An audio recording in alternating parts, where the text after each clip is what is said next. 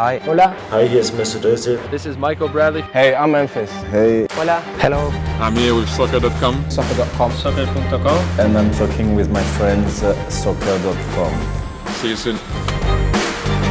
Hey guys, Josh from soccerreviewsforyou.com, bringing you my review plus on-feet video of the Nike Tiempo Legend 6 in the limited Pirlo edition. So as you guys can see, it does come in a fancy box, burgundy or merlot on the lid with the 4 metallic gold stars to represent Italy's 4 World Cups. And on the side here, you can see the bottom part of the box is kind of like a white cream color, and you have the aged since 94 Tiempo logo, which I'll explain a little bit later in the video. And here's a look at the tag for those that care, because it is a limited edition release. So open the lid, and on the inside, the bottom of the lid again has that aged since 94 logo in kind of like a gloss finish. You're going to get an extra set of insoles with this particular colorway. These are kind of the insoles that they include as kind of the ones that you're intended to wear if you plan on actually wearing the shoes, and I'll explain why that is in just a second. But you can see it's a standard Tiempo Legend 6 insole, that synthetic suede liner on top. Obviously, again, the aged since 94 logo, yellow foam, pour-on inserts at the front and back. So we'll get those out of the way. They of course include a string bag. The string bag is black on black, and you can see the one side has the little polka dots, the other side has the 4 stars. You got that little Tiempo 94 logo there at the bottom, the black strings, the little Italian flag on the side, and then the back again has the polka dots with the Nike football branding. And then of course inside you get the shoes themselves, which sit on top of what's basically some shredded paper, kind of like a wine bottle presentation style setup here, but still very, very cool. So we'll get these guys out of the box really quickly, and we'll take a closer look at what I think is an absolutely incredible colorway of the Nike Tiempo Legend 6, with Pirlo being the inspiration for this particular shoe. So of course, in today's video, we're going to take a look at all the intricacies and details on this particular colorway. I'll explain why it is the way it is and why the details they included are there in the first place. We'll talk tech specs, performance, take a look at the weight of the shoe, as well as take a look at how these things fit and feel on feet. So if you are interested in learning more, please stick around and watch the entire video. As far as the release is concerned, I know these came out technically about 2 months ago now, but there was a little bit of delay with the North American or US release. Those just came out. There are still some available depending on what size you are for this particular shoe in the firm ground variation or the indoor variation, depending on which one you're looking for. If you are interested in a pair, there'll be a little pop-up on screen, or you can click the first link down below. That'll take you to the review page on my website, where there will be buy it now links with exclusive SR4U coupon codes, where you'll actually be able to pick these up below their normal $235 retail price. So again, if you're interested in a pair, a little pop-up on screen, first link down below, go ahead and check it out. And with that being said, let's get right into the review. To start things off, let's take a closer look at the colorway and go over all the little details and of course backstory to this particular limited edition release, inspired by, of course, Pirlo. So for those that don't know, and I didn't know until the release of this shoe, Pirlo is very much into winemaking. He used to work on a winery. I believe he owns a winery, or his family does. So wine has been a big part of his life, and that's kind of the inspiration for this particular colorway, along with Pirlo himself, his passion for obviously the game, as well as his passion for winemaking. So kind of an interesting idea, and the end result is a shoe that I think they executed very, very well, given the winemaking inspiration. So the color for the upper is what they call Merlot, which I believe is a type of wine. Correct me if I'm wrong on that. I'm not a big wine person, but nonetheless, it's this really kind of deep purplish red color that just looks absolutely fantastic. This shoe, for those that don't know, and I'll talk about this a little bit later in the video, has an Algeria leather upper as opposed to the standard kangaroo leather upper, and the entire upper is actually leather as well. You can see normally from the Nike swoosh curvature back, it is synthetic material on both sides. This is not the case on this particular shoe. This is all the same quality Algeria leather all the way around. Even the actual Nike swoosh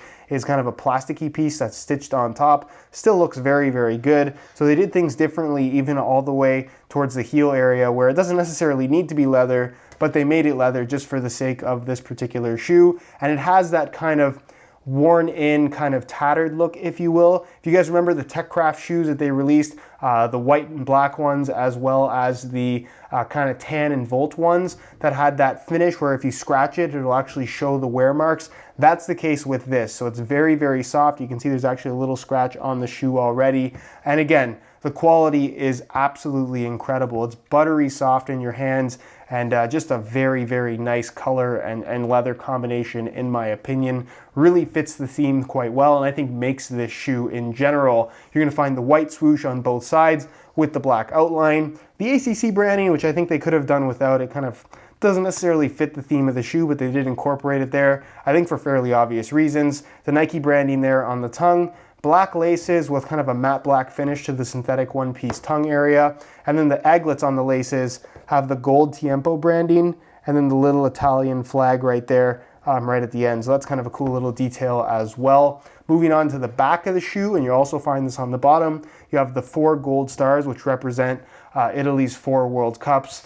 Obviously, Pirlo being a part of the Italian national team, not anymore, but that was a big part of his career. And the sole plate, solid white with the 4 stars as well, with clear tips to the stud. So very, very nice. Moving on to the internals of the shoe, because I went as far as to detail the inside as well. You have the black liner with the gold pinstriping, which I think is, again, just really, really well executed. And then finally, something I talked about at the start of the video, the cork insole. So they do include that extra set, which is kind of the pair that they intend for you to wear if you do actually plan on wearing these shoes. But they do include this cork set as kind of, I guess, a cool little feature. Again, it fits the wine theme absolutely perfectly, and it's really, really cool. So it's the standard Legend 6 insole, as you guys can see, the yellow foam and the pour-on inserts, but there's a super thin layer of cork kind of acting as the liner. Now this cork material, you could wear it. I'm not sure how it would hold up in the long run. It would probably dry out over time, even if you just let it sit. So that's, I guess, something to keep in mind. I'm not sure if there's anything you can do to maintain that, although I assume it's probably okay if you just let it sit. But if you wear it, there's potential for all of this to kind of come apart, dry out, crack. Generally, sweat is not something that you want to expose this type of stuff to. And then you get the Tiempo aged since '94 logo right there. So again, they came up with this logo, aged since. That's generally how you, for those that don't know, wine is aged for X amount of years, and that kind of determines how good it actually is. So they did age since 1994, because that's actually when the Tiempo line was first created and I guess released to the public. So that's kind of a cool little, not necessarily node to Pirlo himself, but node to the Tiempo line. And again, it fits the winemaking theme of this particular shoe. And again, I just think that this is an extremely well executed colorway. The quality is great, the look is fantastic, and it's just a really, really nice shoe. Probably one of my personal favorite releases of 2016, just because the quality is absolutely incredible. Next, let's talk tech specs and actually kind of pinpoint the specific details that they did change on this particular Legend 6. Now, like I mentioned, this does feature an Algeria leather upper versus a standard kangaroo leather upper. Now, what is Algeria leather exactly? The answer to that question is pretty unclear. As far as I know, it's a variation of kangaroo leather. It could be calfskin. If you look up Algeria leather, you're pretty much not going to find any information. It's essentially a leather that Nike has named themselves. So it's really difficult to say what it is. But how it varies or how it differs from the standard kangaroo leather is that it's that much softer and it's ever so slightly thinner. So it's just a higher quality leather in general. Is this gonna improve the experience of the shoe? I wouldn't necessarily say that's the case. I think visually and to the touch, it's incredible. It is nicer than a regular Legend 6, but actually on the ball, especially after a month of wear, it's a difference that's very, very minimal, and you're not necessarily going to notice all that much. And I think the reason why they don't include this leather on all the Legend 6s is likely for the sake of durability. The softer and thinner you make the leather, generally the less of a lifetime or life expectancy you can expect from the shoe itself. It's just not going to last as long when you use thinner and softer leather. So the leather they have on the Legend 6 I think is very, very good. It's top-notch quality. This is just a little bit better, and again, just has more of kind of a premium vibe, if you will. But if you only have the regular Legend 6, I don't think you're missing out on the experience of this particular shoe. Again, another thing that I did mention earlier is they made leather go all the way through the back and the heel area and stuff like that. Again, not something that's entirely necessary and not something that I think impacts the performance in any way at all. You're not going to notice this while you're actually wearing the shoes. It's something that they just did for the sake of this specific colorway. You can see it has the little leather stamp right there. I know a lot of people get confused by this. All this means is natural leather. It doesn't mean a specific type of leather. It doesn't mean a quality caliber of leather. It just means that it's natural material. I think it's rules now that they actually have to put this stamp on natural leather shoes, just so people know that it is in fact real leather material from an animal, of course. So that is what that means. So aside from the type of leather and the amount of leather, this is just like a regular pair of Legend 6s. I guess you gotta not include the cork insole either, but aside from that, this is just like a regular pair of Legend 6s, and if you do want, I guess, to see the shoes in action or to see the Legend 6 in action, you just want more info on the overall performance, I'll leave a little pop-up on screen to my playtest video of the shoe. But for the sake of this one, we'll go over kind of the details of this shoe in general and explain why I think the Legend 6 is such a good model. It is my personal favorite to wear when I'm not testing shoes, for those that don't know, but regular watchers of the channel are probably pretty aware of that fact. So you have the soft leather upper, which you would want from kind of a more traditionally styled shoe, but what's unique is two things. One, the one-piece upper. So you're gonna have this kind of memory foam piece that's the same general thickness as the leather that runs through the middle of the shoe and is fused at the bottom 4 lacing positions and then kind of left independent for the top 2 lacing positions, giving you kind of a more snug, secure sensation and fit through the forefoot and midfoot area. So when you put these on for the first time, you might be surprised at how snug they fit for a more traditionally styled soft leather shoe.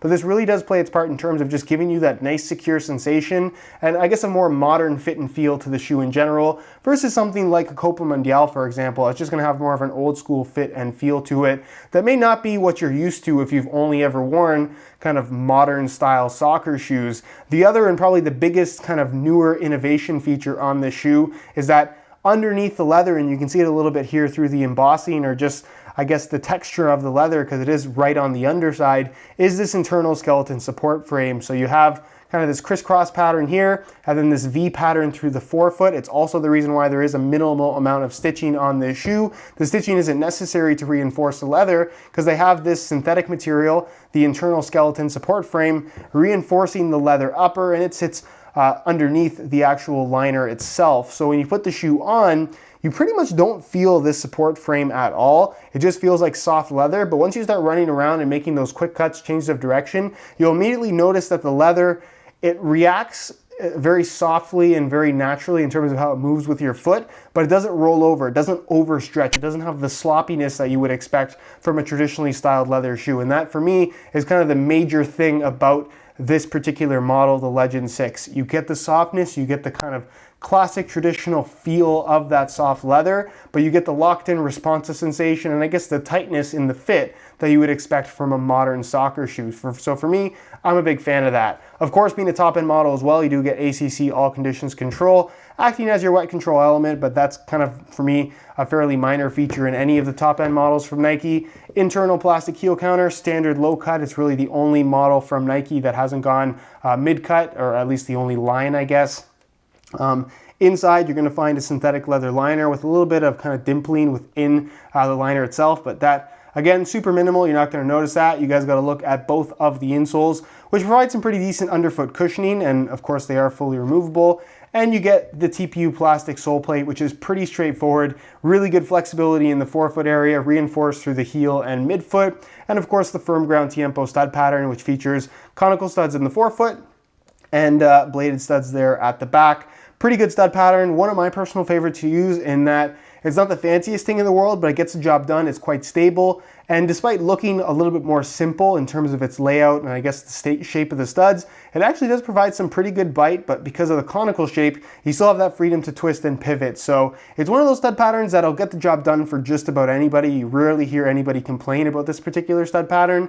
And again, It's nothing too fancy, but it does work quite well, and that's really all you can ask for. In regards to weight, the Legend 6 isn't a super light shoe, but it isn't particularly heavy either. Of course, this is a special variation of the Legend 6, so there are some differences, mainly being the type of leather and the amount of leather, mainly in the heel area. So for the sake of the video, I'm going to weigh them for you today in real time to see if there is any significant weight difference between these and a regular Legend 6 colorway. And as you can see, 8.95 ounces, the equivalent of 254 grams.